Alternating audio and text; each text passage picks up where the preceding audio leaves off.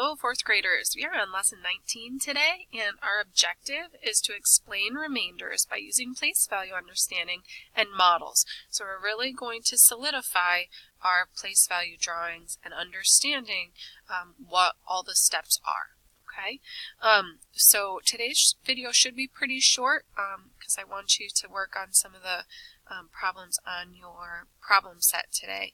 Have a little more time. Alright, so today we are going to have remainders, so be careful about that. Make sure you're counting carefully. And let's take a look. This warm-up is our standard algorithm. I just want to do a couple of these. Actually, let's just do the first two. Okay, so go ahead and set up 37 divided by 2 and 45 divided by 3. If you're feeling good about these on your own, you can go ahead and pause and try them out. If you feel like you need me step by step to practice this today, that is fine too. Okay, whatever you need. Alright, 37 divided by 2. 2 goes into the 3 tens only once, and that is 2. So 2 of those tens were used up. 3 divided by 2, 3 minus 2 is 1. Leaves us with 1 10 left over. We bring down the 7. There's our renaming step. Now I have to think to finish up 2 goes into 17, or 17 divided by 2. How many 2's go in there? Well, I know this is an odd number, so it doesn't go in evenly. Okay, but I can get to 16. So 16, I get there by multiplying by 8. So 8 times 2 gets me 16. Remember, I have to subtract in order to finish up. So 17 minus 16 leaves me with a remainder of 1. So my quotient is 18. My remainder is 1. And again, always check. Okay, you should not need me or the book to know if you have the right answer. So 2 times 8 gets me 16. So there's my rename. 2 times 1 is 2, plus 1 more is 3. And that doesn't check yet because I have to add on the remainder. Okay, but then that does check. Alright, over here we have 3 goes into the 4 tens once, and 3 times 1 is 3, so there's those 3 tens that got put into 3 groups. 4 minus 3 leaves us with 1 left over. Bring down the 5, and we have 3 goes into 15 5 times, and 3 times 5 is 15, so this one does not have a remainder. Alright, so our quotient is 15, so Q equals 15. Again, I can check my own work. 15 times 3. 3 times 5 gets me 15 again. 3 times 1 is 3, plus 1 more gets me 4, and that checks. Alright, let's take a look at today's application problem. 2 friends start a business writing and selling comic books. After 1 month, they have earned $38. Show how they can fairly share their earnings using $1, $5, $10, and or $20 bills. Okay, so this last part is going to be towards the end. Okay, first we have to figure out how much they'll each earn. So they're splitting $38. Okay, so we can probably do this in an algorithm, but just for the sake of practice, and because today has a lot with models, let's go ahead and jot down a model here. Okay, so I'm starting with 38. Go ahead and make that model. Okay, so that's where I'm starting. Here's my show my groups underneath, and that's 2 friends, so two groups. Alright, and then I can start dividing this up. So I have 1, 2, and I record them. Okay, I noticed that there was going to be 1 left over because 3 does not divide evenly by 2. So I have to rename a group of 10 to 1s. Okay. And now I have 10 and 8. I have 18. Okay, 18 does divide in half evenly. Okay, so I'm going to very carefully, kind of the little shortcut I did last time was I'm going to do all these 5. Okay, I'm going to split the 10 up in 1 step. Okay, so there's my 5 from that 10 group, and there's my 5, my bottom row 5. Okay, this saves you a little time crossing them off one by one. Alright, so now I have 8. So 1, 2, 1, 2, 1, 2, 1, 2, 1, 2, 1, 2, 1, 2.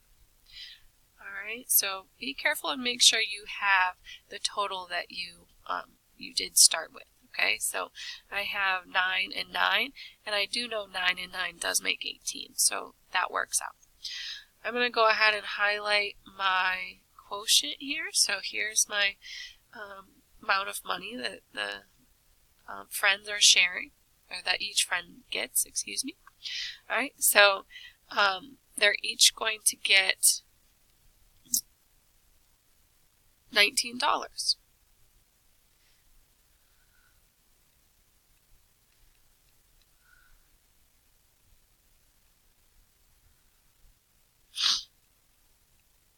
So they'll each get $19. You can make 19 with a $10 bill plus a $5 bill plus 4. So that's how I would break that down. So these are 1s, these are 5s, and then these are 10s. Okay, so just so it kind of, you answer the question there, how could they share it? This is a breakdown of how they could share it. Okay, but I'm good with that for now for that one. Alright, let's keep going. Alright, now we have 41 divided by 3. Again, it's really awesome if you guys don't need me for these problems. If you can try them on your own and then check with the video. That's really growing your brain more than just copying. So again, if you can pause, go ahead and do it. If you're feeling more comfortable working alongside me, I'm okay with that as long as we're learning. Okay, so 41 divided by 3. I'm going to use my place value chart. I'm also going to show this with an algorithm, so we're continuing to really see the connections here. So I have 4 10s and 1 1. And I have 3 groups. So I'm going to draw 2 lines underneath. I have 3 groups. So 1, 2, 3. I have a remainder. I have a remaining 10 that needs to get renamed. So I'm going to scoot it up here just so I can be neat.